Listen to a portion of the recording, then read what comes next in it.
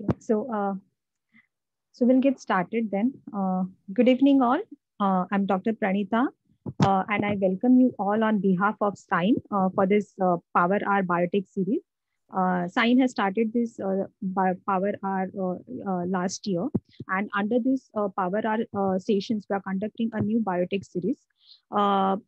So first of all, before going to our today's session, I'll briefly introduce SIGN for the benefit of those who are not aware of the SIGN.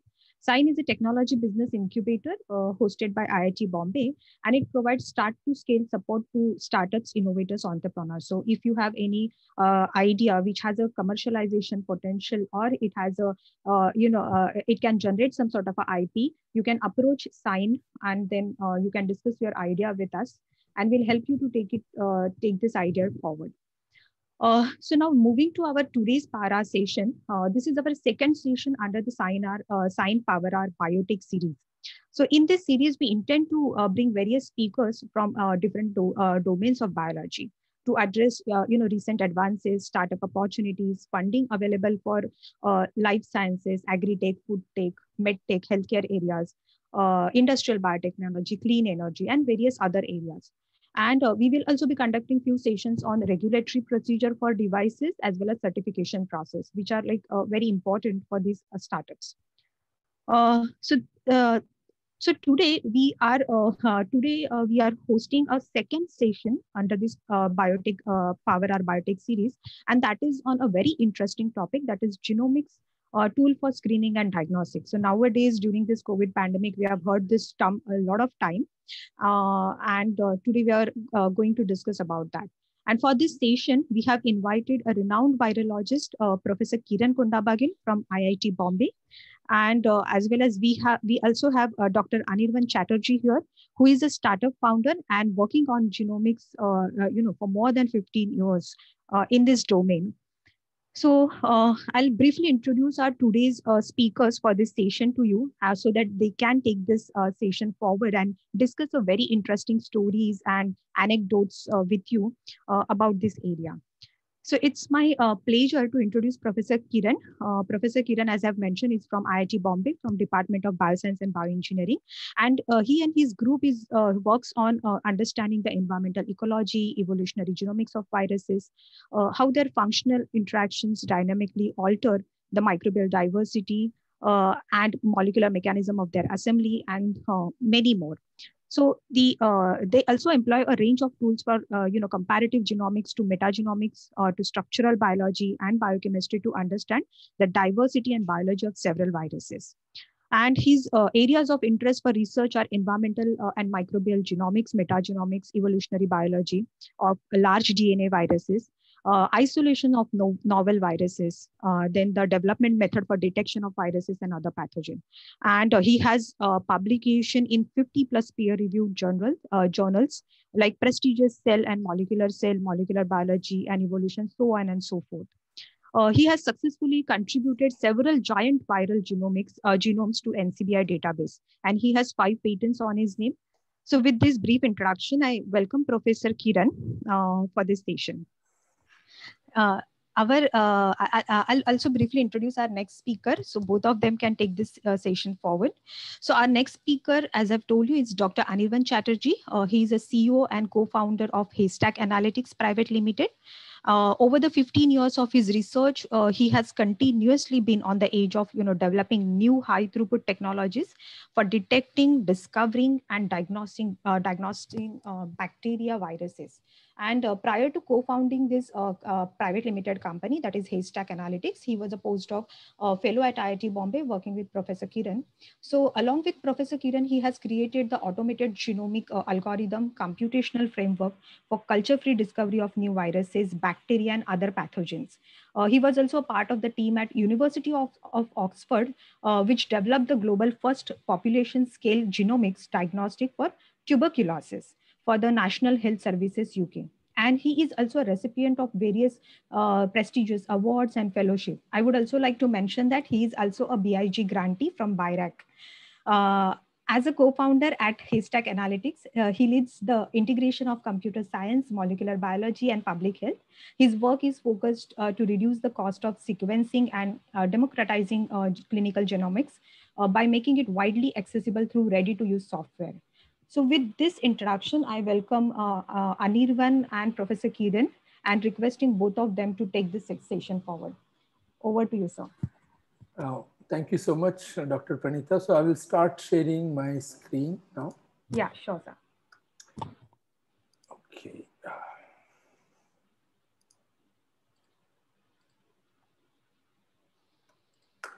So is my screen visible? Yes, sir. Yeah. Okay. So this webinar is titled as Genomics Tool for Screening and Diagnosis. This is genomics is quite it's a huge topic, right? So today we would like to basically stick to just 1 second. Yeah, talking about clinical pathogen genomics. While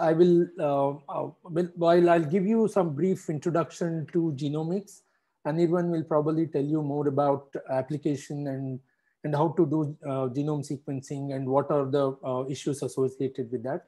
So with this, I will just start off with a very simple slide where we will sort of try to understand what are the challenges for global health systems. Right, going forward, we see there are two challenges. One is at the personal level, and the other is at the population level.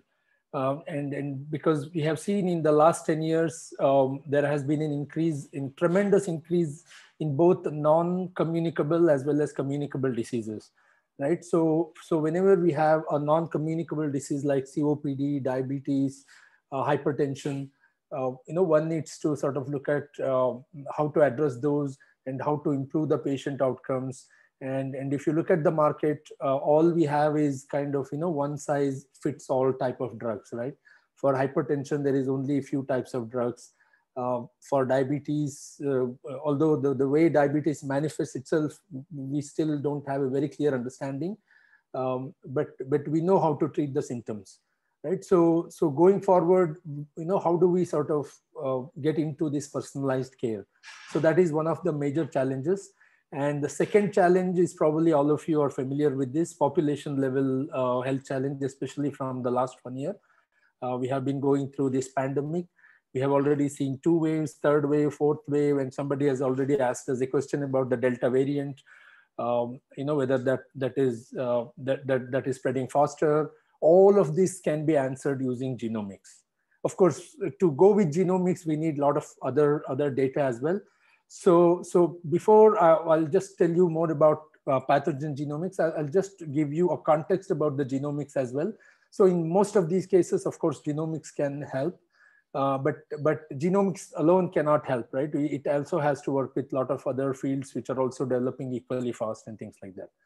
Again, this is a very basic slide, and probably you have studied this in your middle school or high school. And just for the benefit of some of you, I'm just putting this slide out there. So this is called Central Dogma of Molecular Biology, and this is just a quick refresher. And DNA is it represents our body's sort of instruction manual, right? Whether it is E. coli, whether it is bacteria, archaea, eukaryotes, or us, all of us have DNA, our genetic material, and from those instructions, RNA transcripts are made, which in turn are translated into protein, right? So DNA is the one that we call as genotype, and protein in many cases, along with in some cases RNA, they kind of define the much of the functioning of the cell, right? So genotype and phenotype, and if you look at RNA viruses, while most viruses also have DNA as the genetic material, but some RNA viruses have either single-stranded RNA or double-stranded RNA as the genetic material. So this arrow indicates that DNA replication, DNA has to be copied for propagation. And similarly, in the case of RNA viruses, RNA also has to be copied. But for them to actually make the protein, they have to go take it back to the DNA, and then the host machinery can basically help them make the protein, right? So this is probably all of us have some understanding of this.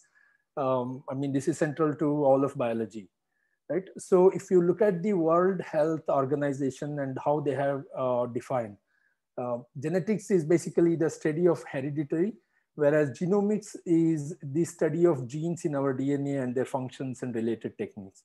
Of course, when we are trying to understand the entire genome sequence, we can also understand the genetics, but for that we need more information. We need to study the family or population to understand how a particular disease or a particular condition is prevalent in the population, right? So genetics is mostly a phenomenon of the population, whereas when you're looking at genomics, when we have the whole genome sequencing, it tells you a lot about that particular organism itself. Right now, how do we establish the bigger picture? So, as and when our understanding of biology sort of expanded in the last 15, 20 years, we came to sort of know that just knowing our entire genetic code, DNA, right, is not enough.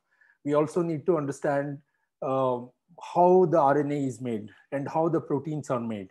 And then proteins are ultimately, they carry out a lot of these functions and also result in producing all these metabolites.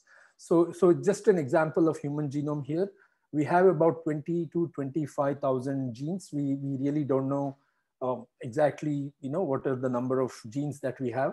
And this only represents about 1.5% of our total DNA, right? And then we have more than about 300,000 transcripts you can find, mRNA copies you can find in a cell. So what this means is that there is no one-to-one relationship between a gene and mRNA and protein. As you look at the number of proteins in a cell, it's approximately about 1 million, right? So the relationships are slightly different. And then these proteins carry out a lot of these metabolic functions. They either break down chemical molecules or they help in synthesis of these chemical molecules, right? So this is an entire new area, not really new, but now that we can capture these molecules in one go in larger numbers. So just in human cells alone, we now have a database of 125,000 molecules. So how do we go from genotype to phenotype, right? We know that there is some potential for a particular character or a particular trait to show up, but ultimately, whether it shows up or not depends on a lot of different things, right? So when we are talking about metabolomics or metabolites, we are looking at small molecules. Of course, these are some of the molecules that we are all familiar with. There are a whole battery of other molecules that that we have understood, right? So as you can see, going from genotype to phenotype is a major challenge when we are looking at complex organisms like human beings. So how do we establish that association? It is still a very serious challenge for people working with genomics and people who are also doing genetics, right? And why this is so? And in addition to that level of complexity, we have already I've given you some definition of what is a genotype and what is a phenotype. Phenotype basically refers to a collection of observable traits, right? Height, even some cases, intelligence, or color of your eyes, and some such things. And then to find out exactly what are the genes or what are the mutations that are responsible, that phenotype refers to genotype. And this relationship between genotype and phenotype is further complicated by our environment, life history, and epigenetics. I really don't want to go into all the details, but if you just understand that our environment and we are also sort of pre-programmed in the way our development takes place, right? For example, if you look at several ethnic groups, the way they develop over a period of time is slightly different from people living in a different geographical area, right? So this is something, what constitutes as life history in very loose terms, right? It's a very profound concept. Again, I really don't want to go into all of that. And then add to that, there is one more complication of this epigenetics. We have all the genes, we have all the genes. We know that there are some mutations that are present. We know the exact phenotype that they give rise to, but unless and until that gene is sort of really expressed, that phenotype does not show up, right? So, so this epigenetics also controls the expression of these genes. So if you really want to sort of map or have strong association between genotype and phenotype, we really have to have a better understanding of environment, life history, and epigenetics. Why this becomes such an important factor? For example, if you want to understand, these diabetes or hypertension or the relationship between obesity and diabetes, right? In addition to genotyping, in addition to knowing the DNA, we absolutely have to have some understanding of the environmental factors, that actually play a role in these diseases or in these conditions. So this is why, when it comes to complex genomes like our genome, we still have a long way to go. And I found this statement really tells you all, right? A genome constrains, but does not dictate the features. Features, we are talking about the phenotype, right? Features of an organism. So we sort of have to keep this in mind whenever we want to do the genome sequencing for human beings. But having said that, the relationship between genotype and phenotype has been very well established by several studies over the last 15, 20 years, especially for some diseases like cancer and even in diabetes, at least under certain conditions. With some confidence, we can say that, if some individual has this particular mutation, there is a good chance that that individual will get some disease at a later stage in life, right? So now genomics has also been used for combating many of the human related issues. For example, for newborn screening, right? If there are any diseases that are genetic diseases that can be very rapidly, very easily mapped, because there is one-to-one association between phenotype and the genotype. For example, trisomies can be easily predicted. And then that has led to preconception and prenatal testing.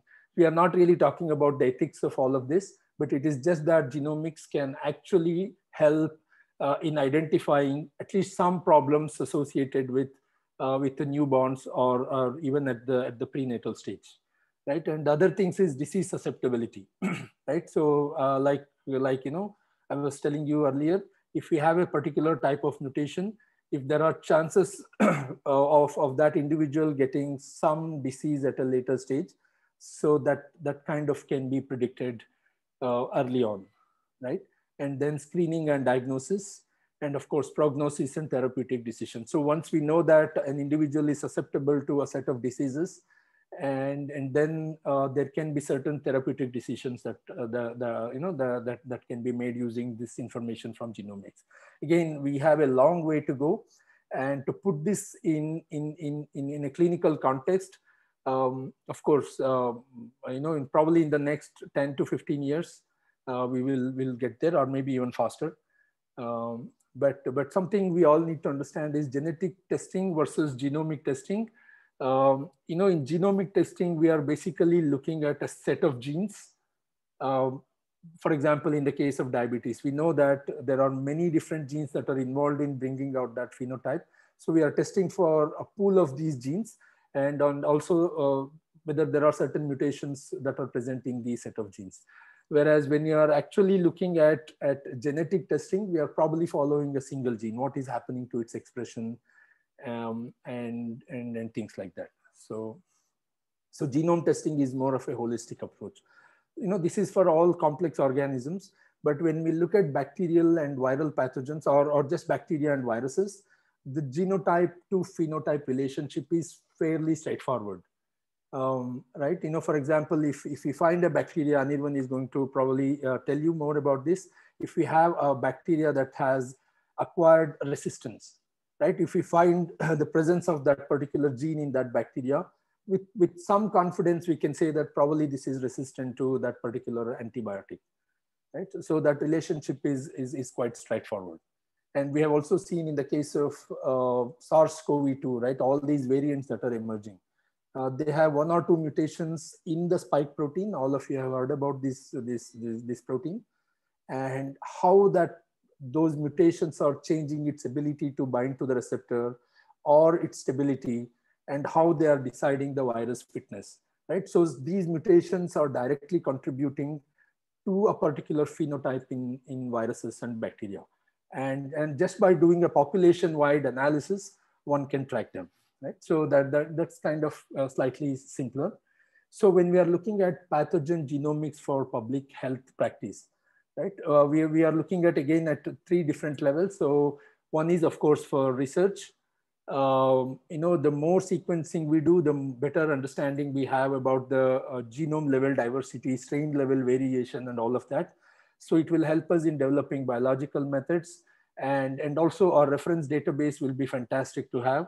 And ultimately, it will also help in vaccine and therapeutic development, right? At the individual level, if we can identify a pathogen, for example, in the case of some neonatal sepsis, or in the case of TB, susceptibility to antimicrobial drugs, right? It can directly impact an individual. And the same tool can also be used for surveillance and outbreak investigation, as we are doing with SARS-CoV-2. And people have been doing that with many other bacterial and viral diseases as well. TB is one such disease where people want to study outbreak investigation and also look at the clonality of a particular strain and how rapidly it is spreading in a particular geography and things like that, right? So at individual level, at public health level, and of course, just the information of sequencing, the availability of this database can be of a lot of use to research as well. So this drives the knowledge, and there is some sort of a symbiotic relationship between what happens in a research lab and how it directly helps in individual patient care and public health, right? So this is really fantastic when it comes to pathogen genomics, and it is quite straightforward. And then, if you look at this concept of One Health, I really don't know how many of you have heard about this. This entire concept was coined sometime in 2003. I think there must be somewhere here. Yeah, it's not there. But during the last outbreak, the last SARS coronavirus outbreak, that was in 2003, and there was this MERS outbreak that happened in 2000 and I think 7 and 8. So when the first SARS coronavirus epidemic was noticed, or an outbreak was noticed, people really understood that how zoonotic viruses, how quickly they can cross the species barrier, and how they can enter and disseminate in human populations within no time, right? We have been aware of this from, for influenza viruses. We all have heard about bird flu, right? Again, these are influenza viruses that somehow, due to genetic shift and drift, they suddenly gain the ability to infect human beings, right? And suddenly they become quite deadly. So there have been several incidences of this bird flu, HN, right? There are many different numbers of H and N. All these viruses cross the species barrier. So when we are looking at the entire ecosystem, these viruses can go from human beings to these animals, and they can also can spread from animals to human beings. So in other words, One Health try to capture all of this information under one umbrella, right? It sounds like a very ambitious ambitious project and ambitious initiative, but genomics is at the heart of all of this, right? What kind of viruses, what kind of mutations facilitate transfer, or gives the ability for one virus to cross the species barrier, and what are the risks associated with that, right? So when people proposed this in Sweden way back in I think in 2003 and 2004, there were few Manhattan principles, or there were some 12 commandments that were written, and one of the major commandments was to have genomics as a major tool to sort of understand all of this, right? So this next generation sequencing capabilities, that has enabled us to, enabled people to even think in these breathtaking, fascinating ways, right? So we can sort of capture and understand their relationship between all of this. right? So NGS is at the center of all of this. So that is the take-home message. And probably you have seen a slide like this. This is from, I've taken it from this NIH website.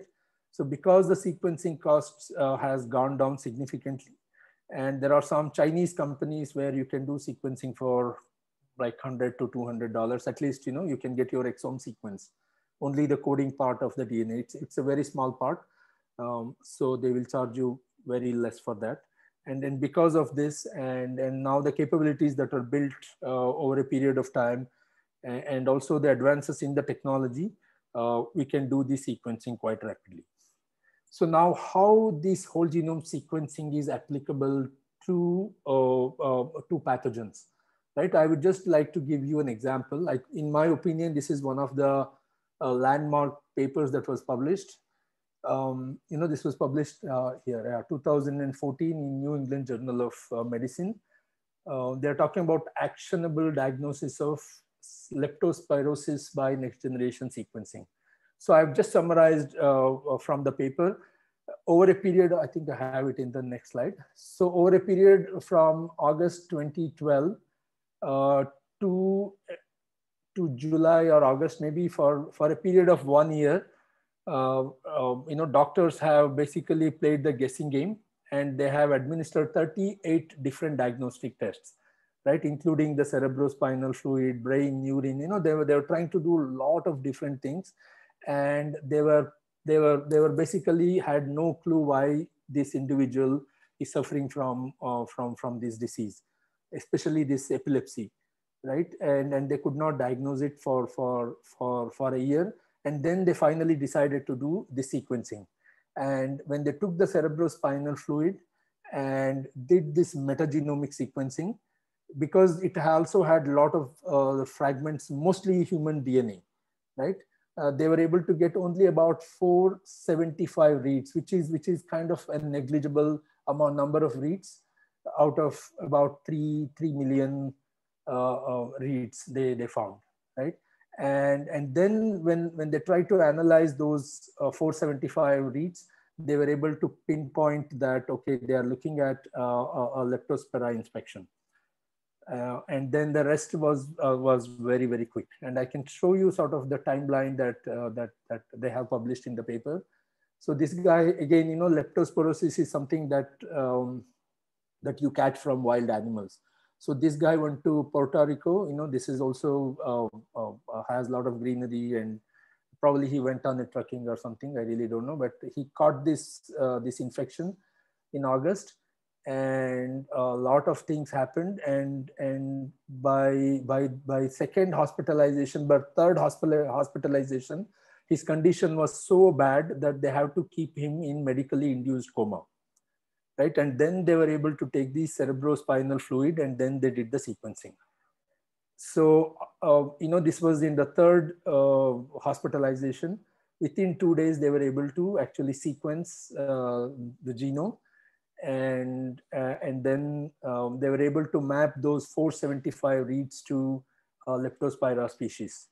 And tentatively, so they have actually built this phylogeny based on very short reads that they had, and they called it as some new serovar or a new strain, right? And because they could able to understand what exactly is causing the disease, you know, they were able to treat this individual with antibiotic, and within the next 1 month of hospitalization, he was completely cured, right? So imagine if they had done the sequencing way back in August 2012, all the trouble of 3 hospitalizations, everything would have been saved, right? And you know, so that is what they have done. And in my opinion, this is a landmark paper. So, you know, if you have this basic science, and if you know how to sort of combine this, you know, in a clinical setting, then it will immediately lead to actionable results. And I'm pretty sure Anirvan has many such case studies that he will tell us, at least some of them. And this is the case study too, right? I'm talking about the how people have identified SARS-CoV-2. So this Wuhan outbreak, right? This is the first paper that was published. And here you have all the patient data. But the good thing with this SARS-CoV-2 was that, when they looked at all the signs and symptoms, they already had some idea that this could be one of the coronavirus infections, because, there was high body temperature, fever, cough, weakness, and all, classic symptoms, right? And there was no response to antibiotic therapy, and then oxygen therapy, right? Their SpO2 levels were low, required mechanical ventilation, all these classic symptoms. And then they isolated the virus and they looked under the microscope first, electron microscope, and they see this virus, they could able to make out that it is probably a coronavirus. And then they went ahead and did the sequencing. And in the first paper, they called it as WHCV. This stands for Wuhan coronavirus. And they were immediately able to place it with a coronavirus from bat and things like that. While we still debating, we still don't know. There are a lot of conspiracy theories. Some of them might be true. How exactly these viruses, this particular strain emerged, whether it is in a lab or in some animal market, we still don't know. But we know for a fact that after human genome sequencing, it is closely related to a previous outbreak strain, right? And then this is your transmission electron microscopic image, and this is how it looks.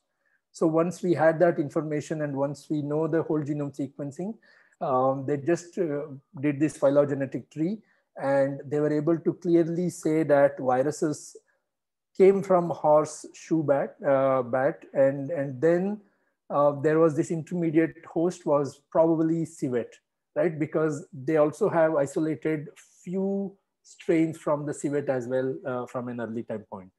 So based on all these evidence, they inferred, again, most of the genomics data, we still have to infer, right? The word infer is a keyword here. And they inferred that this is how the transmission might have happened. But again, we still don't know.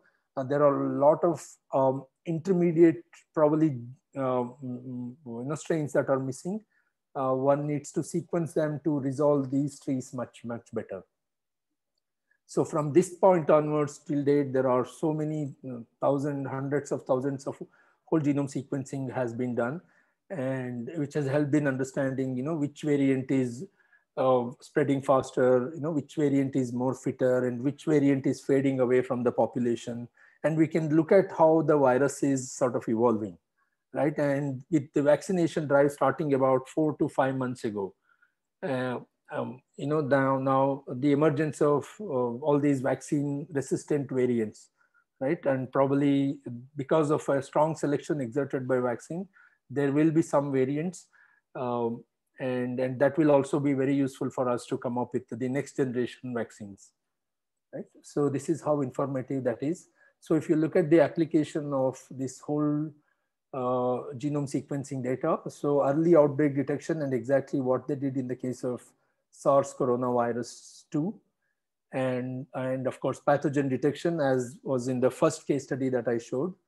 And more importantly, we can also, so this is something I have not talked about, source tracing, right? I attended a conference of American Microbiological Society some time ago, where they were looking for an E. coli they found in spinach.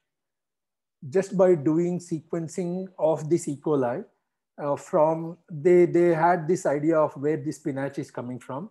So they were able to trace it back all the way to one of the farms in Mexico where they were growing, and where they had some leakage of toilet waste was leaking into the field. And that is how the spinach that was growing in the field sort of picked up this E. coli, right? So they did this exercise in a period of 1 month, and they were able to sort of shut down the infection very, very quickly. So when it comes to food safety, your whole genome sequencing and genomics plays a very, very important role. And then, of course, understanding the transmission dynamics. So in many cases, we are basically looking at doing sequencing at a population level, right? The more sequencing we do, the better is your resolution, and the better we understand how the transmission is happening, right? And then the other thing, probably Anirban will tell you more about this, monitoring of drug resistance. just like vaccine, right? If some individual is given a lot of these antibiotics, there are chances that these bacteria can evolve resistance pretty quickly. And that leads to survival of only that bacteria which has resistance. So now it becomes highly imperative for us to sort of go ahead and do the drug resistance monitoring. So when it comes to drug resistance, again, we still need to establish genotype to phenotype relationship, but that can be done pretty quickly. And then detection of cross-border transmission events. All of this people have adapted really well. And there is one professor at MIT. What he's trying to do is, they want to stop bird flu entering into US. And they have noticed that some wild birds actually enter during summer through Alaska. So they wanted to sequence all the influenza viruses that these birds carry, right? And then once they have done the sequencing, and they looked at how the influenza virus is evolving in these birds, these migratory birds. And then they were able to sort of paint a picture of how this is going to go and predict in the next 3 to 4 years. What will happen if these birds come in contact with human beings, right? So it has a great predictive value. The more sequencing we do, the better it is. And of course, I've already talked about this, identifying the emergence of strains with enhanced virulence and again, strains with zoonotic potential. And this is where people actually do a lot of sequencing of viruses in forms, which is quite, quite important. And then basically once we do that, and going forward, even in India, right, this is something very, very important because we are all getting vaccinated. We really want to look at some of these rare breakthrough cases and exactly where are those mutations and how exactly these variants are sort of escaping vaccination, right? Of course, there has to be some biology that also has to go into that. But just by looking at where exactly the variation, we can sort of predict exactly what is how this particular strain or this variant is evading the vaccine. And again, I have talked about all of this. If you can do whole genome sequencing at a larger scale, you can understand the population structure, you can build the evolutionary history, and that is exactly what we are doing with SARS-CoV-2, dengue, and a lot of other viruses. Any outbreak that is going to happen in future, people are already ready to actually sequence them, right? And everybody shares these sequences, so we will have a pretty good understanding of how this population is evolving and what are the variants that are more fitter and things like that. So genomics has actually revolutionized how we conduct our outbreak investigations. And of course, when you're looking at bacterial pathogens, it will give us insights into these growth requirements, and then it will also help us in quickly coming up with diagnostic assays, right? Real-time PCR assays. You don't need to do whole genome sequencing when you know that a particular clone is spreading throughout the population, right? You just need to design the right set of primers, and whole genome sequencing will help you in that. And then you can also look at protein expression. Again, all of these have a lot of implication for development of vaccine. And we can also get, by looking at the transmissibility of how quickly it is spreading, right? All these are kind of obvious now because we read so much about all of this, in newspapers and whatnot, right? So again, once you have these, once you do these genomics, it kind of sets the ball rolling for many different things, right? You have to keep in mind research, public health, as well as policymakers. So all of this comes together, and then we can sort of able to devise ways to combat this particular pathogen, right? It starts with whole genome sequencing. In many cases, if you want to go further, if you want to come up with an antiviral, if you want to come up with a vaccine, you also need to understand, how the host cell responds.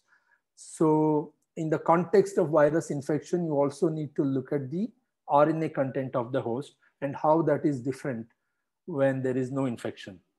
So this transcriptomics basically refers to sequencing of all the mRNA that is there in a cell, right?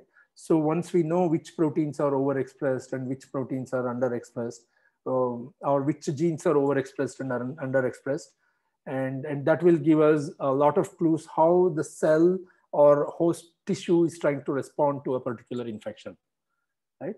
And then you have, again, I can go on and on, but once you do the whole genome sequencing, you can also build the evolutionary history, phylogenetic diversity, outbreaks. Again, I have talked about all of this. And then ultimately it leads to coming up with really solid, robust, guidelines for treatment, drug discovery, and vaccine development, right? So these are some of the fantastic clinical applications. And in the case of, if you want to time it for SARS coronavirus, right, SARS-CoV-2, first sequencing that I showed was in December 2020, right? And now most of us, in this webinar, or I would not say most of us, or many of us have at least received one dose of vaccine, right? This is really fantastic, right? I would not have imagined taking vaccine if you had asked me last June or July. I would have been very, very pessimistic, right? So just the whole genome sequencing, and of course there are a lot of other things that have also helped, but this sort of was driving the entire thing, right? So this is really fantastic how genome sequencing basically helps. Now there are some issues with implementing genomics, in a clinical setting. You have sampling, you have epidemiological data, you have sequencing, bioinformatic results. So this is your kind of workflow, right? And then, somebody sitting in India doing sequencing versus somebody in China, Africa, and some really, really underdeveloped countries in Africa, they are doing sequencing, right? All of us have to have the same quality of sequencing done, and all our methods, right from sampling. And if you want to break that down, right? DNA isolation, and how do you create your libraries? What do you do with that, right? All these solutions, sample preparation to data analysis to sequencing to result interpretation, all of this have to be standardized. While that has happened to some extent, and in many cases, it is still a work in progress. And especially with this nanopore sequencing technology, now this point of care workflow is a reality now. It looks, point of care, it simply means that you can do sequencing anywhere, but you still need really a good lab setup to do that. You cannot just take it on the field and do it. Although some people have done it for Ebola viruses, but then, you have to carry a lab with you, right? To do this kind of sequencing in the field. And then you also have to have standard operation and validation procedures. This is, you have to think of this as like any other tool, right? Anything else for any of the clinical diagnosis assays, you need to take through a validation protocol, right? So all these wet and dry protocols are all the bioinformatic protocols. Wet protocols are just as I mentioned, your DNA isolation, to exactly what you do with this with the DNA. It's all these have to be sort of optimized and standardized. And then this is something, especially in India, we don't have manpower who are very well trained in genomics. While we can work in a molecular biology lab, doing sequencing is a completely different ballgame. And then analysis of data also is not that trivial, right? It is one of the most important aspects of doing the sequencing. And unfortunately, most clinicians don't even think of this bioinformatics part of it, because they think that, it is just like another tool. You do PCR, you can see something on the gel. But it is not like this with, when we do genome sequencing, right? We get millions of short reads, and how to make sense out of those reads. So although now there are many simplified bioinformatic pipelines, it requires some amount of training for people to actually start using those tools. And the same thing here, interpretation, sharing, and management of data, and clinical reporting. So while we all can publish a lot of papers after papers, right? And how do we come up with a report that makes sense for clinician that will actually help them in making these, coming up with this actionable sort of decision, right? So this is something we have some way to go, and still in some countries, in most countries, this whole genome sequencing is not covered under medical insurance. Probably that will change in the next 1 or 2 years. And then the most important aspect is, having these reference databases. And our analysis is as good as our database, right? When you are looking at either resistance or even the SARS coronavirus variants, how they are emerging, all of that. And probably Anirban will tell you a bit more about this. So these are some of, I would not say limitations, but these are all some of the issues that people are working with. And we already know how sort of, how to address these issues, right? And this is where we are at. And so I'm done right now. I don't know how much time I took, but I think I'm okay. I will, yeah. So I would request Anirban to start sharing his screen. I will stop sharing. Yeah. Sure, Kiran. Thank you. Just checking, Pranita, can you hear me? Yes, you're audible. Yeah. Right. I'll start sharing the screen and in a moment. Pranita, if you can confirm when you can see this. Yes, your screen is visible. Yeah. Right. I think it becomes a lot easier after what Kiran has already primed the entire group on genomics. And again, thanks, Pranita, for this opportunity to speak, and not just that, to speak after Kiran. So I'll try to focus on some of the work that we're trying to do now as a startup in IIT Bombay.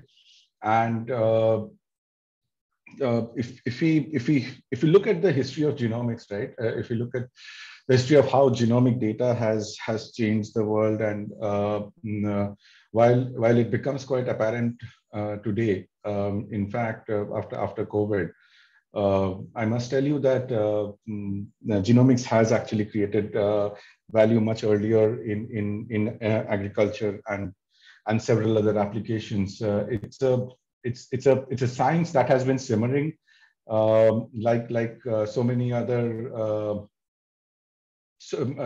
paradigm shifting technologies. It has been simmering in the hallways of the research labs of the world, and it has been changing our lives while we haven't been aware of it. And as a startup, our job is to ensure that we are now aware of it. We want everyone to know what all the scientists in the world have done and how much we have learned from them, and use all that knowledge to change human society for the better. And I'm not just talking about diseases. I'm talking about, as Kiran was saying, in One Health, to change ourselves for the better by using genomics. I will focus on microbial genomics and the applications in tuberculosis and SARS-CoV-2. I'll probably start by giving a little more idea around why genomics is being simmering in the hallways of some of the best labs in the world. This is a representative image, but this is typically how some of these genome sequencing labs in the world would look like. They look right out of a Netflix movie, probably looking for the next killer, what happened where. But it actually looks like that. It is a highly sophisticated lab with extremely skilled individuals and multidisciplinary individuals working behind it. But then this is how it was. There is also a face of genomics which looks something like this. with a PCR and a genome sequencer. And some of these technologies, I mean, the genome sequencing itself has changed because of the work done by companies like Illumina, Solexa, and several others along the way. I mean, these are the big names, but I think there have been several incremental steps as we have gone through the cycles of genomics and genome sequencing. This is also a genome sequencing station. None of these are ours, actually. These pictures are the reason why I still wake up in the morning and think about genomics. This is the International Space Station, and genome sequence is there. For whatever it is worth, I mean, it has been done. And then closer home, this is the Indira Gandhi Airport and a genome sequencing lab there for SARS-CoV-2. So look, it's from being a technology and a science which started as somebody's inquisitive nature on a Friday evening, to being a science which was really the Lego blocks for a whole generation of scientists, computational biologists, and all of that.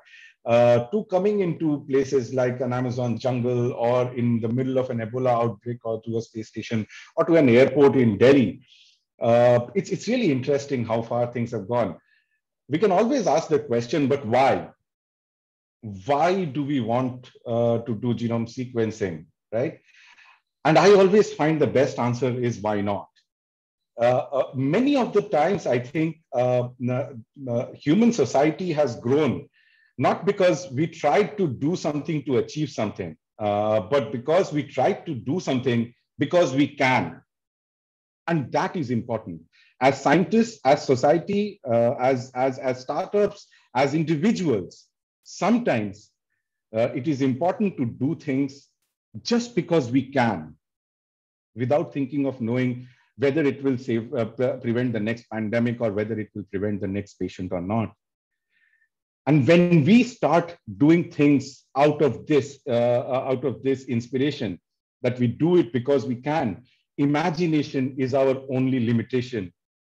There have been studies where people have sequenced the gut microbiome from fossils and been able to compare how the human evolution has changed over several thousands of years, and that's using a stool sample from wherever.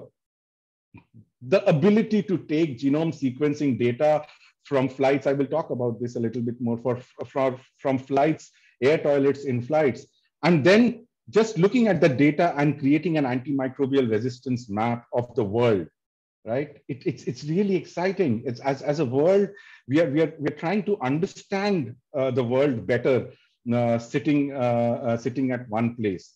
There are obviously more serious applications. I mean, this particular work also, I will talk about this in a bit. I'll probably talk about this in a bit, because this is actually very important to understand why it is important to do that kind of work. And none of this work has been done by any of us here, but then it has been done by several scientists all over the world. These are very, very diverse set of people who have put in the effort to bring genomics where it is. So as many say, we stand here because we are looking over the shoulders of the greats, and these studies are some of the greats which people will remember for several decades to come. To something, to taking genomics to a whole different level, right?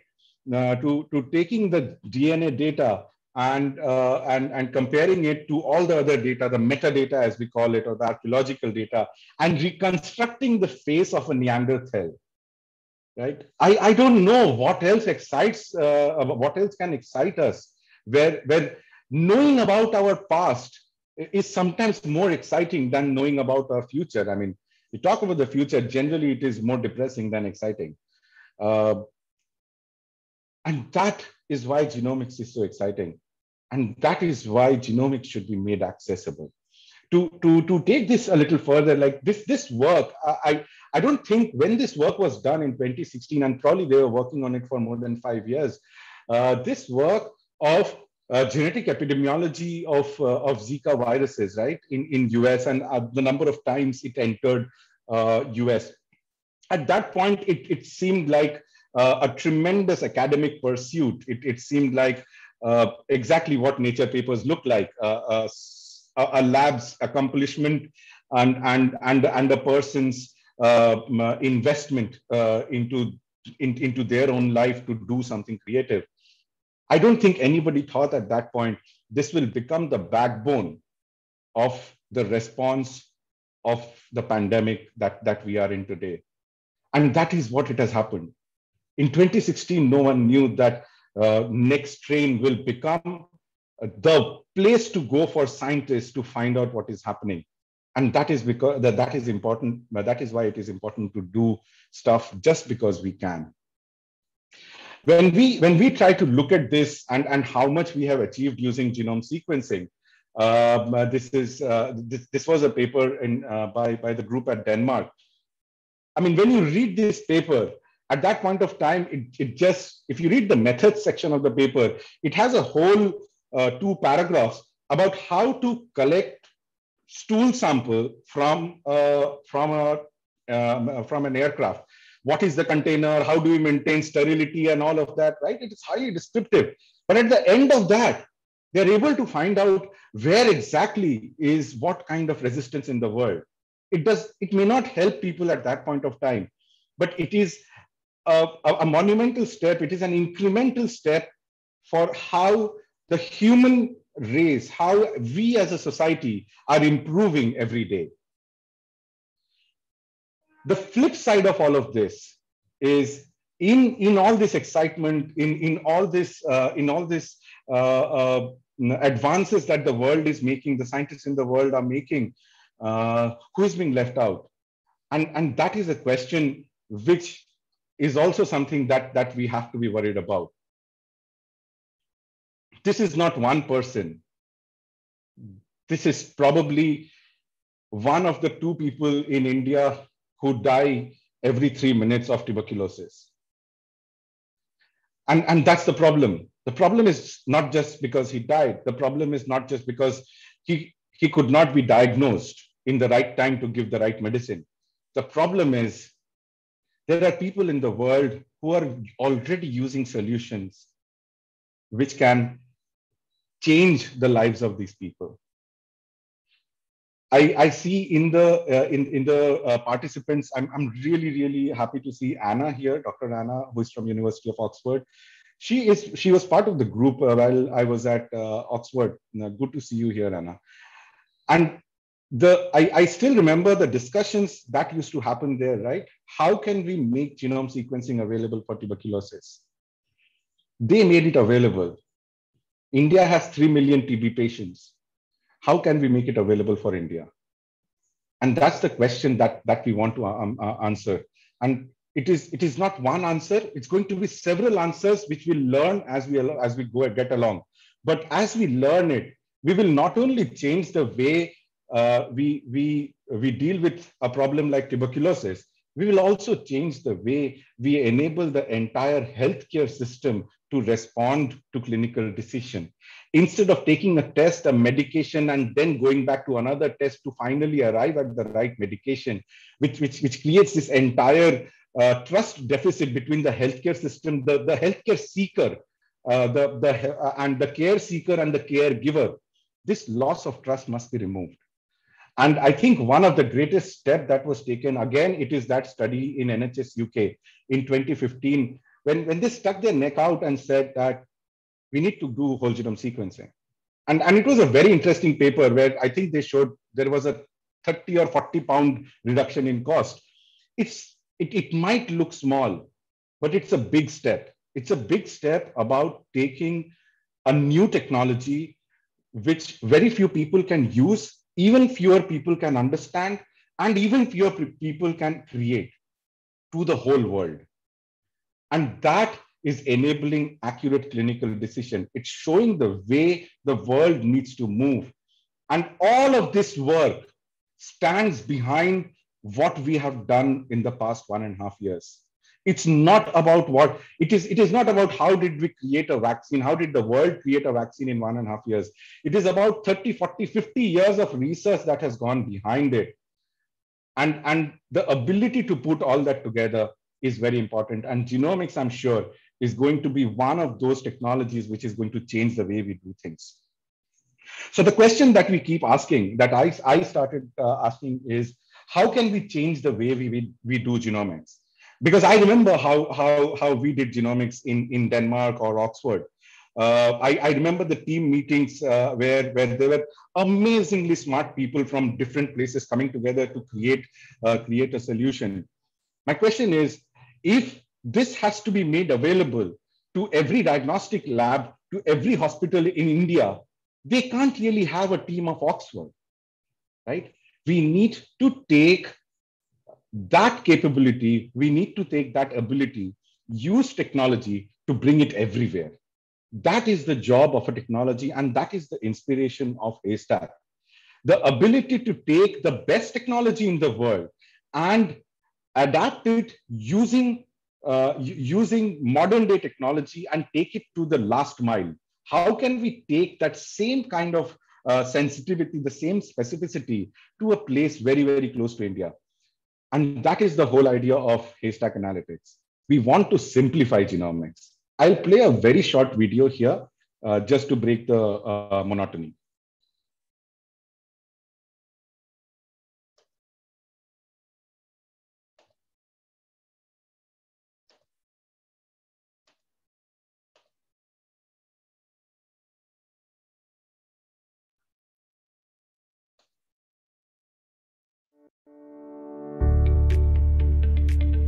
Genome sequencing is revolutionizing clinical diagnostics by making it deeply personal and accurate. Diagnostic providers are switching over from older diagnostic systems to next-generation sequencing. While setting up NGS systems itself is straightforward, diagnostic providers are struggling to make sense of genome data due to cumbersome bioinformatics. Haystack Analytics makes bioinformatics interpretation as simple as using Google search. Just drag and drop your NGS file into our diagnostic application, and in less than 15 minutes, our AI-powered system transforms your NGS data into printable genomic reports. Our Omega suite of products are tailor-built for a wide variety of specific diagnostic applications. Since Haystack Analytics system looks into the entire biological information behind the condition, clinicians now can make very quick therapeutic decisions for their patients without any element of doubt. In collaboration with the engineers at Intel, we are making all of this world-class genomic analysis into a simple, small computing device no bigger than your hand, which we call the Alpha Box. With us, your genomic analysis is up-to-date, secure, and most importantly, complete. So moving on, I think this is the way we imagine the world going forward. We are now starting to imagine a world where genome sequencers are widely available. There are several platforms that are available, Illumina, MGI, Nanopore. There are several other platforms which are coming in. But the challenge, of course, is when you had 100,000 genomes, you could deal with that in a certain computational framework. But when you have 1 million genomes, how do you deal with that in the framework that there is? And there begins the question of how will you acquire the data, and how will you compute the data, and how will you share the data? So what I mean by that is today, if there are like 10 sequences, so if I take Mumbai, right? In Mumbai, there are probably about 10 or 15 sequences, small or big, all over the city. But then if you start imagining Mumbai has 100 sequences, now all those 100 sequences need the same kind of computational algorithm, the same kind of computational setup. And that's only part of the problem. You also need to take the data from genomics and replicate the same level of analysis that gives the same confidence of data. And then the final problem is, with all this genomics data, how do you give it to a clinician? Because if I start now expecting all my clinicians to start understanding genomics, then we will be here till the cows come home and we will not know what to do with genomics. So the entire value system needs to be reimagined. Why does a patient agree to get a genome sequenced. A patient will agree to get a genome sequenced when the patient can have tangible effect to his or her life. And the patient will be asked to get a genome sequenced because when the clinician, at that point, the clinician must know that with that report, he or she can do something.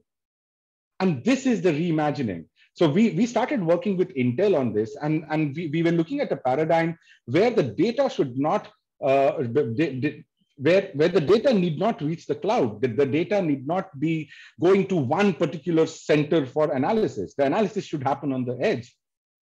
And then the analysis should happen in a way which is intuitive, which is the touch generation, right? We are the iPhone generation. So we should be able to touch something on the screen and get that data flowing.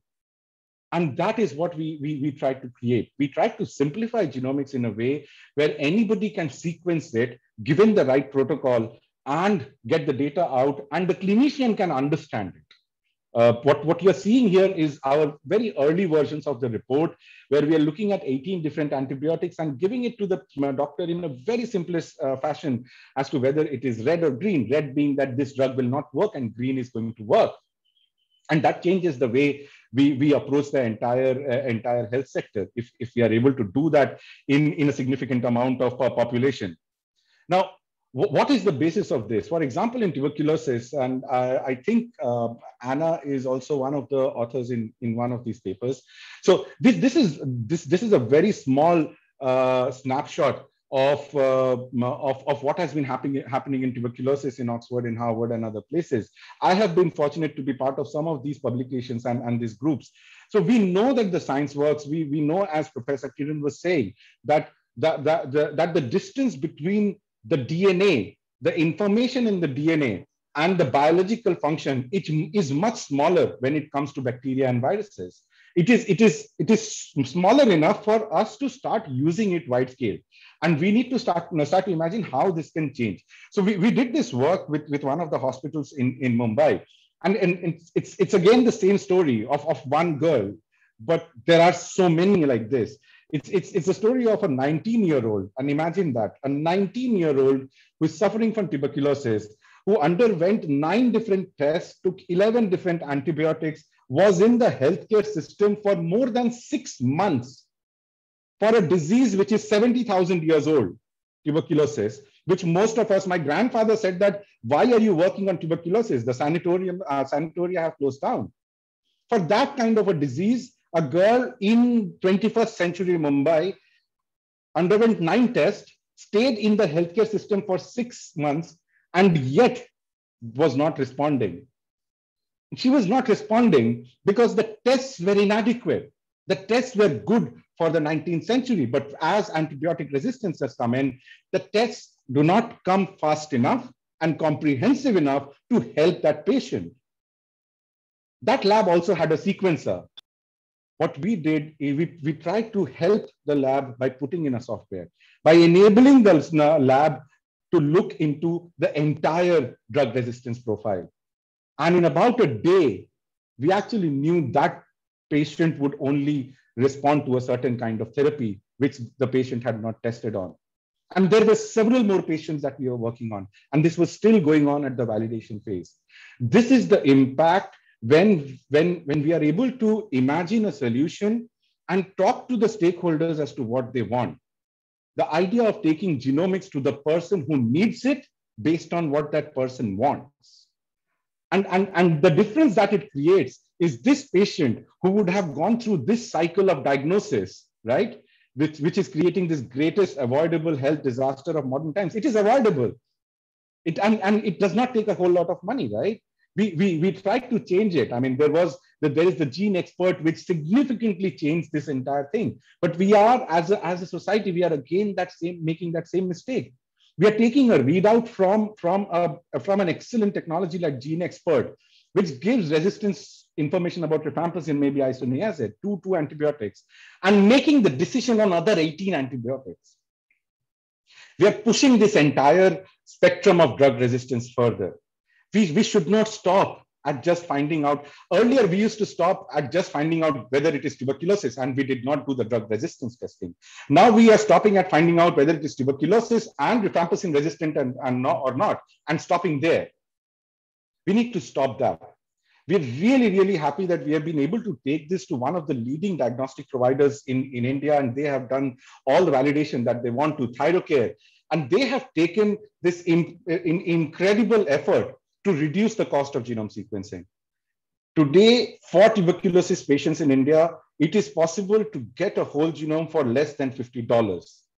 And that is the price at which we can get information about 18 antibiotics in less than 10 days. We can get information not only about antibiotics, because it is whole genome, we can get information about strain information, we can get information about mixed infections and co-infections. All the other technologies are good in their places, but we cannot stop there, because if we stop there, then we are pushing this entire spectrum into a place where we will have very few antibiotics to treat people with. And that is the most important thing about genome sequencing. When we do genome sequencing with the right partners, with the right intent, we are able to detect for that patient, and we are able to detect for that patient which antibiotics will work. But not only that, we are able to diagnose, we are able to make a difference in that patient's life at that point of time. But it's not just that. When you're doing whole genome sequencing, you're giving yourself the outside chance that you will be able to detect the new variant which comes up. I may have a reference which does not have this new variant, but then it will flag out as a new variant. It will come up as a new variant. We won't have to wait for 2 months, 3 months for 20 such variants detected to say, okay, this is something new. And that is the goal that we are chasing. Genome sequencing has to be made available widely for its true value to come through, because it not only detects, it not only diagnoses, it also discovers. And discovery is what prevents what lies forward. As I said, I think it's the partnerships that we have done, which we are really, really happy about. And that has shaped our journey. We hadn't thought about genome sequencing computation taken to the edge, right? When I started, I was still thinking of cloud and high performance computing centers. But when we started working with Intel, we understood that there are several other technologies at a silicon level which provides us tremendous computational power to take it to the edge. And we are really happy to work with them very, very closely and create the edge implementation. Again, the intent is very important. The intent was to take tuberculosis to the end of the road, to as close to the patient as possible. While we were doing it, obviously we are still inquisitive. Just reminding you of the first slide, we are still inquisitive, and we are, dealing with some of this is SARS-CoV-2. No implications, nothing. These are phylogenies of the spike protein. I think we've worked on this for some time. And we're not looking at anything else. We're just looking at 2 different variants at that point, the Wuhan variant and what we now know is the D614G variant. And we started seeing patterns like how, as the pandemic progressed in North America, there were a lot more of the 614G variant than the original variant. And when you start looking at this as a scientist and as a student who's trying to look for data and understand how things are, as an evolutionary biologist, it does not present for all the things that this pandemic has put us through. This is also when the world could actually see evolution of a pathogen and the host pathogen interaction in real time. There are more than 1.6 million COVID genomes which have been sequenced. And very early on, you could see that starting from Asia, where this was the predominant variant, by the time it came to North America, it was a green variant of something else. And in between, you could actually see in Australia how it started with the red and it picked up with the blue and it went on. We know how these variants progress. And we know it not just by theory, we know it by experience just in 1.5 years. We know that in many cases where the disease reached late, it started with an upper hand of a certain variant already. We know that these graphs are going to be different. The alpha, delta, and all of these are going to predominate. But now with the power of knowledge, we have the ability to preempt some of this. With that intention, we started working at a very, very small level, at a pilot level, to understand how can we use genome sequencing as a real-time kind of paradigm to help a municipality such as Mumbai. I mean, they're being based out of here. So the idea was simple, right? I mean, we obviously didn't want to rediscover the wheel, right? What we wanted to do is adapt the technology. Can we make genomics as a dashboard, right? Can we give genomics data as a dashboard to people who don't understand genomics, but they understand public health? Can we make it sustainable and at scale? Can we devise a method in which today, if I'm doing 20 sequences, tomorrow I want to do 300 sequences, right? If we can't do that scalably, so when we say scale is the investment required to make 20 sequences, to make a setup for 20 sequences, cannot be a multiple of that cannot be for something 300 sequences. So we had to build it at scale. We had to get the update real time, right? I mean, if I'm giving a new variant information after 2 months, then the cat is out of the bag. And can we also build in some rapid action points? With this thought, we started working on it. This is actually the first setup in I think Professor Kiran's lab, where we started really, really small. We took the alpha box and started, again, the idea was to be able to make it modular so that the analysis and everything can happen in one station. And we started really small. We started with 12 SARS-CoV-2 genomes. Then we took it to a larger space, and I think this is being incubated at SINE and IIT Bombay, has this incredible ability to get space, right? From a small lab to a bigger lab. We had the entire team from ICMR, and they come down, and this is Amrut, as you're seeing here. He's a PhD from IIT Bombay. Some of you might already know him. We started then scaling it. So we started seeing how does it set up if we want to pop it up someone else. And we went to around 48 genomes per day. Then we split the process. We split the process of handling the nucleic acid, the RNA, and the cDNA, and the sequencing itself. So that if we were to look at a distributed setup where if you want to say all the labs which are doing RNA extraction, you can do the RNA extraction, but only the sequencing can happen in a certain place. And then we saw that in that kind of a scenario, we can go up to 300 genomes per day we can sequence at a really, really affordable cost. So this is some of the work that we have done. And again, the idea was to use the current paradigms, and we worked with the BMC to understand what are the variables they want to see on a genomic dashboard. And as I said, the next train, the work in Zika, right? Today, the whole world is using it, right? And we have the ability to take that paradigm and create a local deployment where we are able to take local conditions, local questions. What does the municipal commissioner want to know? What does the executive health officer want to know? And create those knowledge while we are doing the sequencing. I mean, as soon as the sequence run is over, in less than an hour or so, the information is on the dashboard. So the municipal commissioner, the municipality already knows that these are the variants which came up today, and in a day-to-day basis, on a week-to-week basis, they know this is a new outbreak, this is a new variant, or these are variants which actually are coming up in only children, or this is a new variant which is causing more breakthrough infections than others. And this is how genomics changes the concept of data. Till now, most of us have been looking at COVID numbers as how many where, right? How many infections and where did they happen? The question is, what are the infections? The question is, what happens because of that those infections? And that's the extra layer of information that we need today. We not only need to know that there is a spike of infection in Mumbai or elsewhere, we also need to know, is it a spike of infection of the same variant that was prevalent in the area, or is this a new variant?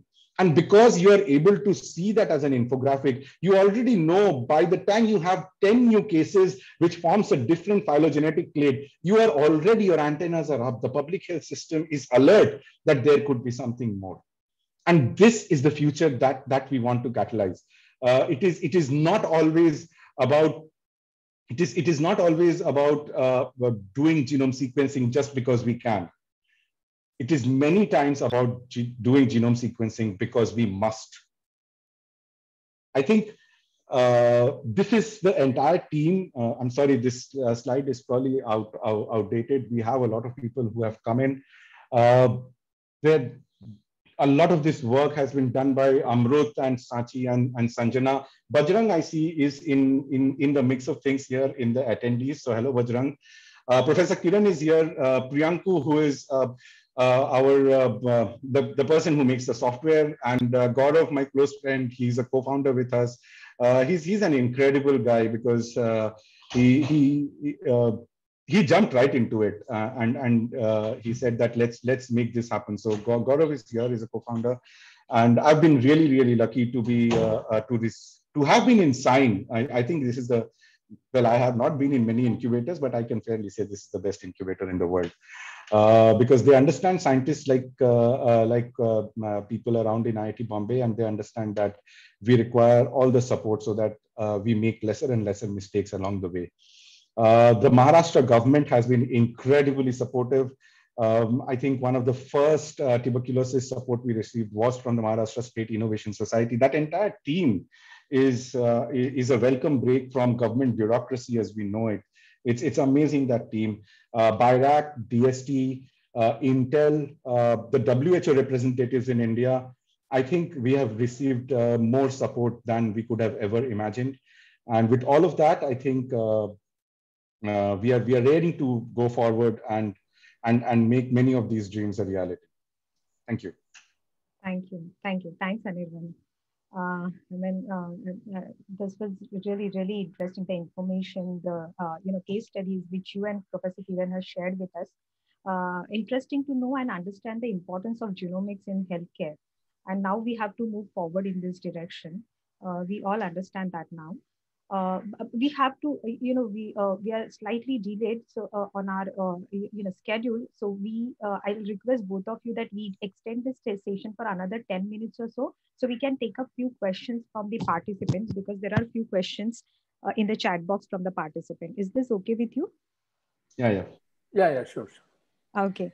Before I go there, I just have one question from my side first, is that, with so many genomes getting sequenced, you have shared so much data and all that all over, the world. Is this information being generated for, what do you feel? Is this creating an impact, this information which has been generated through this? Anirban, you want to take that? I'm sure if you're just talking about COVID, the short answer is yes. If you're talking beyond COVID, still the short answer is yes. In cancer, what Professor Kiran was talking about, there is a whole lot of work that people do, and it's changing the way we deal with cancer. In COVID, I think it's very clear, as Professor Kiran said, that from the understanding that we are looking at something very novel and unknown, to even now, the latest news from UK, of course, is the spike in cases.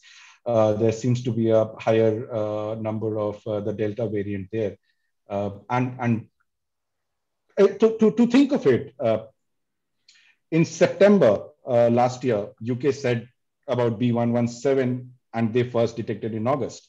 There was a 2-month gap, and look at it today. They probably have a 2-day gap between knowing higher proportion of Delta going, and their antennas are already up. They're deciding whether they should open up on 21st or not. If this is not impact, then what is? Got it, Anirban. Thank you for this. Kiran, you want to add something? I think you covered it. I have nothing to add. Yes. Okay, we have few questions from Q&A chat box. I'll just take this up, and we will also unmute few participant. If you would like to ask any particular question to our speakers, please raise your hand. So one question is that, is this really possible? Maybe Anirban, if you could also comment on this, that having your genome analysis on your phone, and how long it will take for each of the Indian to have their own, whole genome sequencing, like having an Aadhaar card or something? That's a question from our participant. I think uh, let me first say the right question is, do we want that is a more important question. It's a lot more difficult than how will it happen and when will it happen. I'm pretty sure that it already exists. I mean, phone is just an interface, right? It's, well, Apple does a few things which say they do on device, but phone is just an interface. So in the real world, you can actually have your genome sequenced on the phone. That's a possibility even today by little stretch of imagination. And if you have deep enough pockets, you can. But the question really is, do we really want it? And that's the biggest question in genomics, if you ask me. Okay. And just to add to that, even if you get your whole genome sequenced, what are you going to do with it? Right? I mean, we can find out few things, but then other than that, it's of no use, right? So to set up the baseline of what a genome should look like, countries like Denmark, right? They have this project of doing 1,000 genomes. So then you can capture the noise around the genome that will help in actually coming up with ways of interpreting the data. So we have long ways to go. But as far as the technology is considered, as Anirban said, of course, we can do the sequencing. It is the bioinformatics part of it. It is our association studies, all of that. There are a lot of scope for improvement. Yes. So, sir, maybe on the similar line, we have one more question. That whole genome sequence includes non-coding regions too, which might be of no importance. So is it beneficial if the procedure focus on whole exome sequencing, or is it whole genome sequencing is more preferable? Yeah. So basically now again, if I can go back to my third or fourth slide, where I was talking about the relationship between genotype and phenotype. And most of it is possible only for some phenotypes that can be traced back to genotype. And in most of the cases, this information exists in exomes, right? They actually code for proteins. So for us to make sense out of how non-coding regions are contributing to a phenotype, I mean, we have a very, very long way to go. I don't even know when, if at all, we reach there in the near future. But at this point, why we do exome sequencing? Because exome makes more sense to us, and we can extract useful information from exomes, and it is also cost you much lesser. It's quite cheaper to sequence exome because the amount of data you are looking at is much smaller. So so all of that. Yeah. Okay, so that'll be preferable. So I have one more question, basically to both of you, that genomics has opened various opportunities. You have already mentioned in healthcare and all that. We have already talked about it. But can we, and also Anirban also mentioned about the surveillance in one of the, his example. But can we use it for surveillance purposes for, for other domains like wastewater quality assessment or water quality assessment, or what could be the startup opportunity in this area in different domains using genomics, not just healthcare? Kiran, please take that. Yeah, so we are looking at only SARS coronavirus, right? But if you look at, there are n number of viruses, especially in country like India and other developing countries. There are all these noroviruses, hepatitis viruses, and I think there was 2.4 million hepatitis infections in the last 1 year, which nobody paid attention to. There were 240,000 deaths because of norovirus infections. Right, so all these are basically spread through environment, and most of them can be traced back by using samples from wastewater, and then we can establish epidemiology through wastewater for not only viruses and also and even for bacterial pathogens. And these viruses basically show up in wastewater before they actually show up. These patients end up in hospitals. So there is this lead time of 10 days that we get.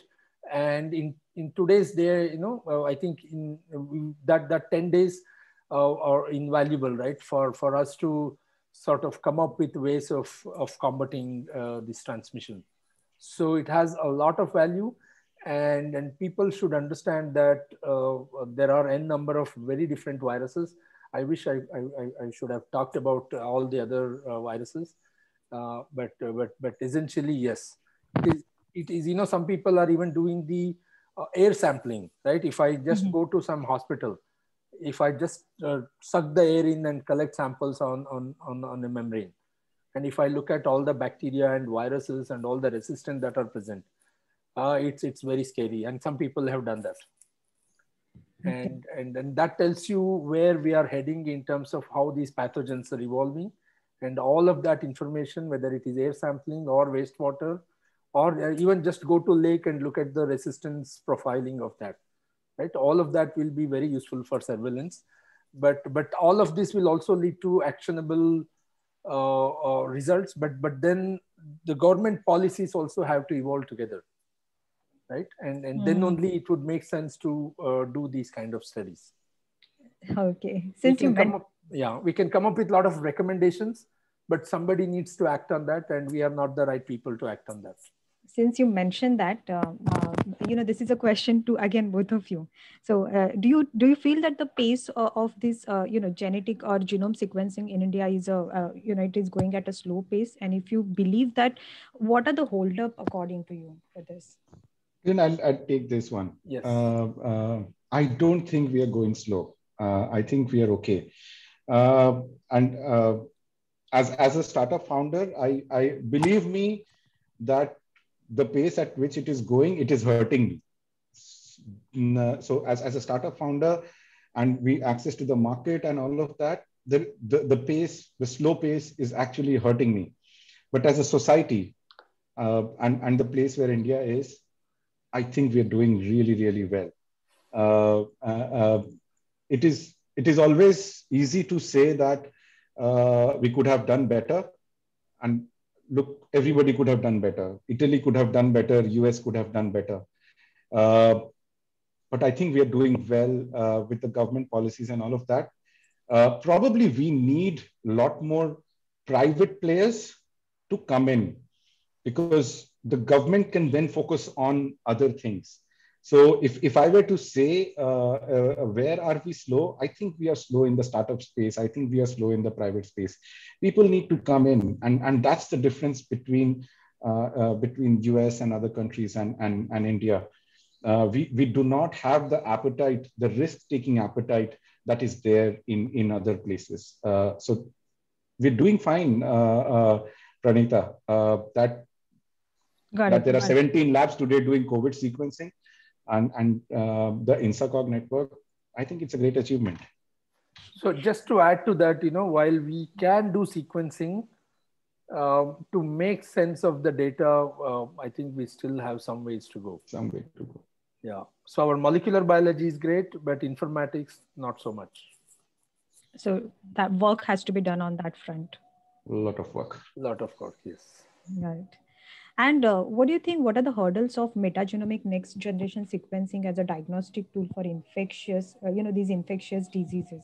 So are there any hurdles, which you have mentioned some of them earlier, but would you like to share, shed some light on that again?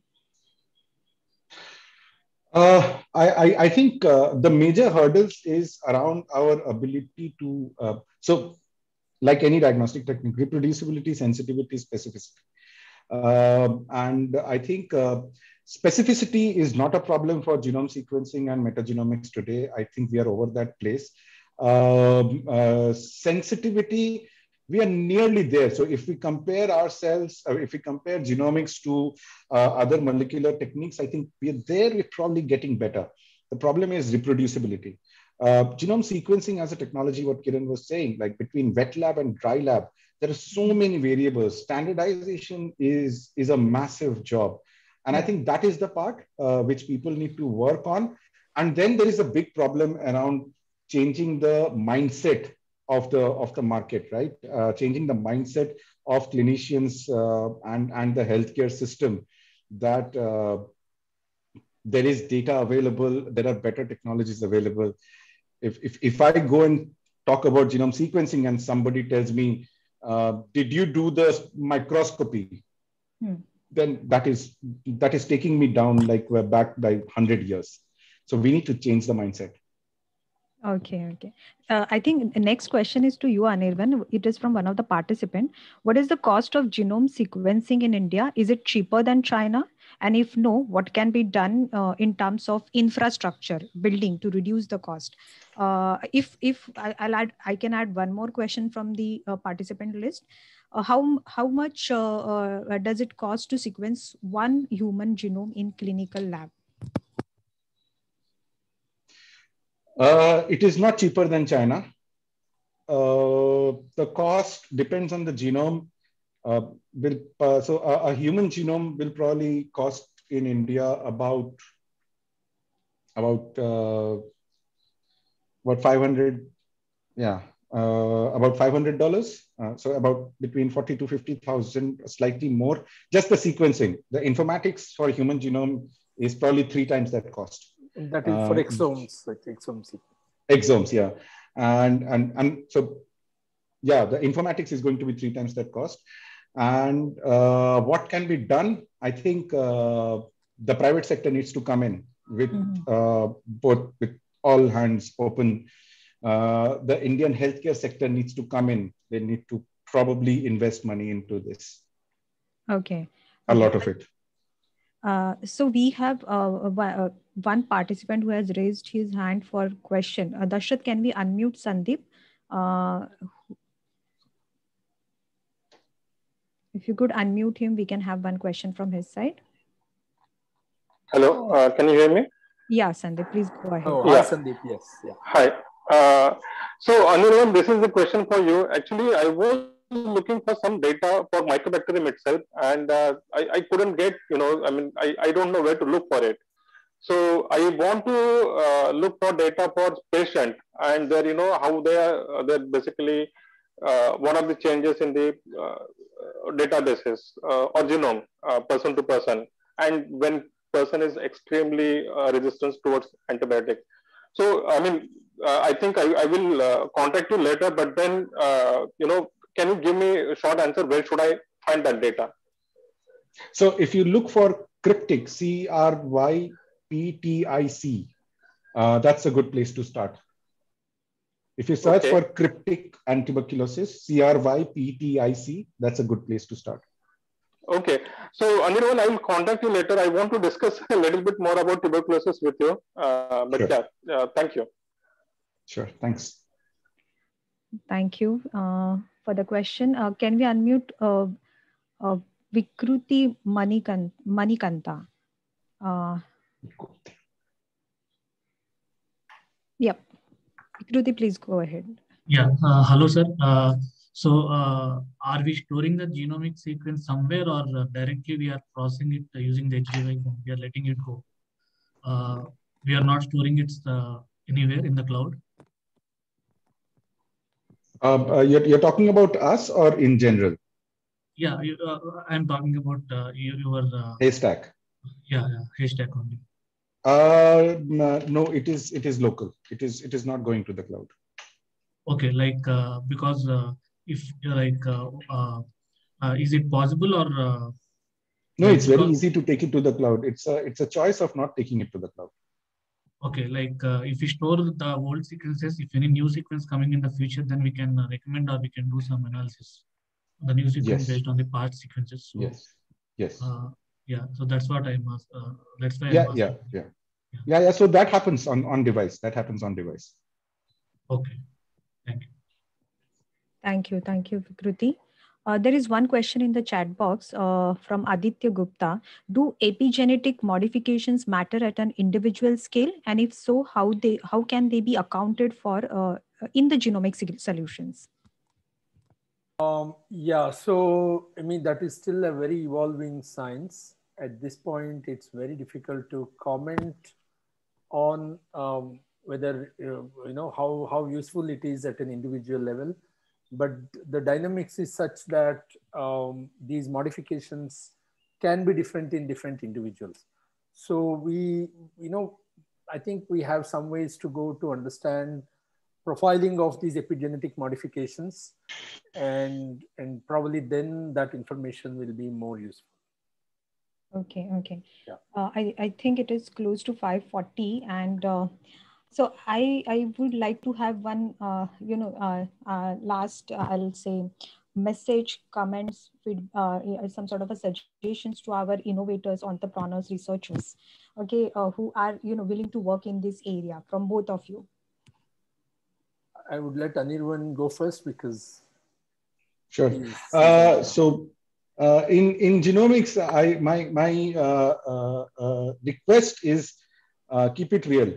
The thing about genomics is it can do a lot of things, but let's keep it real. And if it is real and it solves a real problem, then one way or other you'll be able to succeed.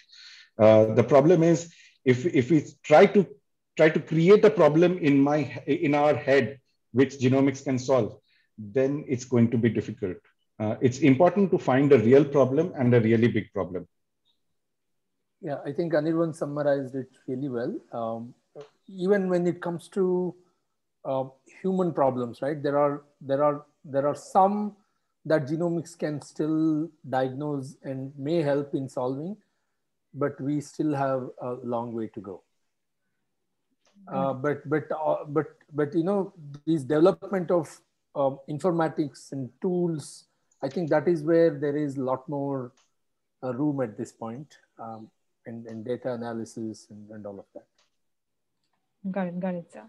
Yeah. So I mean, there are still few questions in the chat box, but due to the time constraint, we may not be able to take all of them. So what we'll do is that you can write to us. So just one thing, Prasoon Prakash is asking about psychiatric disorders, where individual level is needed. So Prasoon, these psychiatric disorders are very difficult to capture just by doing whole genome sequencing. That relationship I showed between genotype and phenotype, even if you know your life history, your environment, and all the epigenetic modifications, probably you can probably still not able to capture all these psychiatric disorders, right? This is a disorder that is one level above all the disorders that manifest physically that we are talking about. So to find genetic basis for this, I really don't know where to start and how to even address such an issue. So there are certain genes that have to be mapped, which are, some people are already doing that are somehow sort of associated with mental well-being. Again, it all comes down to neurotransmitters, their levels. I mean, it's a very complex very science. Complicated. Very complicated. So I really don't even know how to address that. I mean, I have no answer to that question. Yeah. Okay. Anirvan, do you have anything to say? No. It's same. Yeah. Ditto. Yeah. It's this is exactly some of the things that we should be aware of when people working in genomics and like ourselves. We at Haystack keep reminding ourselves of the same thing every morning, because our investors will come and say that you need to make a test for this cancer and that cancer. We have to remind ourselves that we must do things for which we understand. The psychiatric disorders are probably the most complex. Diabetes is much easier. Okay, so Prasoon, I hope you got some feedback on your question. With this, I mean, we have already delayed by 15 minutes, but it was a very interesting session, and there are so many questions. So I'll request all the participants whose questions we were not able to address, please write to us, and we will direct them to Professor Kiran as well as Anirvan, and we'll try to get the answer for them, so that you have the answers for your questions. With this, I would like to, thank both our speakers for sharing so much information, so many anecdotes, so many case studies with us. I mean, these are real case studies with which we understood the importance of, significance of the genomics in the healthcare and all that. And I hope that, as Anirban mentioned, the pace is not slow in India, but of course, some work has to be done on other side, bioinformatics and all that. So all that will be done. So thank you so much, Professor Kiran, for sharing your thoughts and giving us so much time for this session. Thank you so much. Thank you, Pranita. Thank you. And everyone stay safe. Get your vaccines. Yeah, just before I close the session, I have few announcements. So as you know, Anirban here, he is a BIG grantee I mentioned while we were starting the session. So if you are also innovators, entrepreneurs who would like to work in this area and would like to looking for some funding. So such funding is available to support such work in this healthcare sector from the BIRAC in the which is known as Biotechnology Ignition Grant, and this is for innovators and startups as well, students, faculty members. The funding is up to 50 lakh, and this gives you a support, 50 lakh support, to just establish your proof of concept. If you have a proof of principle, or if you have an idea, you can get this funding to establish the proof of concept for that. So if you are willing to work in this area, please do apply for this grant, and the call for this grant open twice a year. So once in a July, in January and July. So please do approach Sign for this. Sign is a BIG partner for this. We can help you, work on your applications. If you need any information, then we will help you in that as well. You can, also for that, you can write to us on sign_BIG@signiitb.org. If you have any queries, questions regarding this particular grant, as well as there are other schemes from the BIRAC.